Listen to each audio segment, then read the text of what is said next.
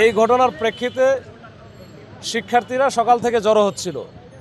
তো আমরা এখানে যেহেতু সচিবালয় হচ্ছে 144 জারি করা প্রোটেক্টিভ এরিয়া, ওই জন্য আমরা কিন্তু সচিবালয়ের দুই পাশে বেশ করে শিক্ষা ভবন এবং 0 পয়েন্টে আমাদের অবস্থান রাখছিলাম যে এখানে যেন কেউ না আসে। তার আগে যদি কিছু দাবি দেওয়া বিষয় থাকে তাহলে আমরা হয়তো তাদেরকে প্রতিনিধি পাঠিয়ে দেয়, তাদের কী বিষয় আছে এটা যেন সচিবালয়ের সংশ্লিষ্ট মন্ত্রণালয় তারা জানাতে পারে।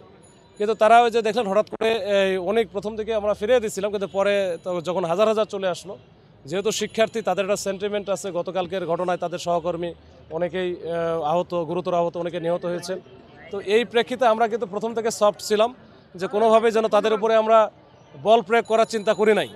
এবং দুই পাশ থেকে আমরা দেখছেন যে প্রথমে চেষ্টা করছিলাম ব্যারিকেড দিয়ে আটকায় রাখার, তারপরে যেহেতু আটকায় থাকে নাই তারা সচিবালয়ের সামনে আসছে। পরে তাদেরকে মানে বারবার আমরা কিন্তু রিকোয়েস্ট করেছি যে আপনারা সচিবালয়ের সামনে চলেই আসছেন, তারপরে আপনাদের আমি কিছু বলবো না, যেহেতু একটা বিষয় আছে, আপনাদের প্রতি আমাদের সম্পূর্ণ সমর্থন আছে, সিম্পাথি আছে, আপনারা এখানে ধৈর্য ধরে অপেক্ষা করুন, যদি কী কী চাচ্ছেন সেই বিষয়গুলো আমরা কিন্তু সিলেক্টও করে ফেলছিলাম যে 7 জন ভিতরে যাক, গিয়ে কথা বলে আসুক, যার যার সাথে কথা বলা দেবে কথা বলে আসুক, অথবা প্রয়োজন হলে এখানে এসে কথা বলবে, সেটাও বলছি। কিন্তু এটা আমাদের সাথে কথা দেওয়ার পরে হুট করে দেখলেন আপনারা এর ভিতরে আসলে এই শিক্ষার্থীদের মাঝে হয়তো বা আরও অনেকে, আমরা যেটা পরবর্তীতে দেখেছি, হয়তো বা দুষ্কৃতিকারীরা কিছু ঢুকে গেছিলো, তাদেরকে মিসগাইড করে এই সচিবালয়ের ভিতরে ঢুকছে। ঢোকার পরে মানে ইনডিসক্রিমিনেটলি কিন্তু তারা কিন্তু গাড়ি ভাঙচুর করছে। আমাদের ফোর্স বিভিন্ন জায়গায় থাকে, সেই জায়গায় হচ্ছে তারা হয়তো একাকী ছিল, আমাকে অনেক উপদেষ্টা মহোদয়ের সাথে যারা গানমান হিসেবে থাকে তারা ওইখানে ছিল, এদেরকে যেখানেই পাইছে সেখানে কিন্তু মারছে। এরপরে আমরা তাদের ভিতরে ঢুকে কিন্তু আমরা ডিসপার্স করেছি, করার পর তারা বের হয়ে গেছে। বের হওয়ার পরেও তারা কিন্তু বিভিন্নভাবে চেষ্টা করেছে, কয়েক দফায় এই সচিবালয়ের আশেপাশে, ইভেন দুয়েল চত্বরের দিকে, এদিকে 0 পয়েন্টের দিকে তারা ওখান থেকেও চেষ্টা করছে, ওখান থেকে ইট পাটকেল মানে যা ইচ্ছা। তো এটা করছে শেষ পর্যন্ত। এখন কন্ট্রোল, একেবারে কন্ট্রোল। এখন পরিস্থিতি আর কেউ নাই, এখানে পরিস্থিতি একেবারে আন্ডার কন্ট্রোলে। আশেপাশে হয়তো তারা ডিসপার্সে চলে গেছে। এটাই হচ্ছে এখনকার মতো সর্বশেষ পরিস্থিতি আর কি। আপনি বলেছেন যে পুলিশকে মারধর করেছে, আপনাদের কতজন পুলিশ আহত হয়েছে একটু বলবেন? এই মুহূর্তে আমি সংখ্যা বলতে পারবো না, আসলে আমাদের বিভিন্ন জায়গায় হয়তো বা তারা চিকিৎসা নিচ্ছে। আমাদের এক ইন্সপেক্টর বুলবুল নাম, সে প্রেস ক্লাবে থাকে, তাকে কিন্তু মানে গুরুতরভাবে মারছে এবং এটা হচ্ছে ভাইরালও হয়েছে দেখলাম। তো এইভাবে অনেকেই আমাদের হয়তো বা মানে ইনজুরি হয়েছে, আমাদেরও বিভিন্ন জায়গায় লাগছে।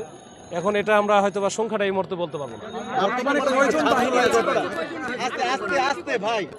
আমরা শিক্ষার্থীদের আটক বা এসব করতে চাই না, তারপরও আমরা হয়তো দেখি কিভাবে, আমি এটা আসলে ফাইনালটা জানি না, এটা হয়তো পরে বলতে পারবো যে কতজনকে আটক বা কী অবস্থা করছে। যদি কিছু করা থাকে আমরা যাচাই বাছাই করে দেখে তারপরে এটা ব্যবস্থা নিই। আপনাদের কাছে কি বলেছে, ছাত্ররাই কি ঘটনা ঘটেছে নাকি আপনি যেটা বলেছেন যে দুষ্কৃতিকারী ঢুকে গেছে তারা এই ঘটনাটাকে ঘটিয়েছে, আপনি কি মনে করছেন? আচ্ছা, এইটা আসলে এটা আমরা ইনকোয়ারি করব, এই বিষয়গুলো নিয়ে আমরা আসলে দেখব, বিস্তর আমরা এটা অনুসন্ধান করব, তারপরে বলতে পারবো যে এখানে। তবে আমার কাছে মনে হচ্ছে এরকম কিছু একটা ঘটনা থাকতে পারে। তখন আমি এই পরবর্তীতে ফেসবুকে যেগুলো ভিডিওগুলো ভাইরাল হয়েছে, আপনারাই যেটা উঠাইছেন, ওগুলো আমরা দেখেছি, এগুলো না আসলে একটু অ্যানালাইসিস করতে হবে, করার পরে আমরা বলতে পারবো।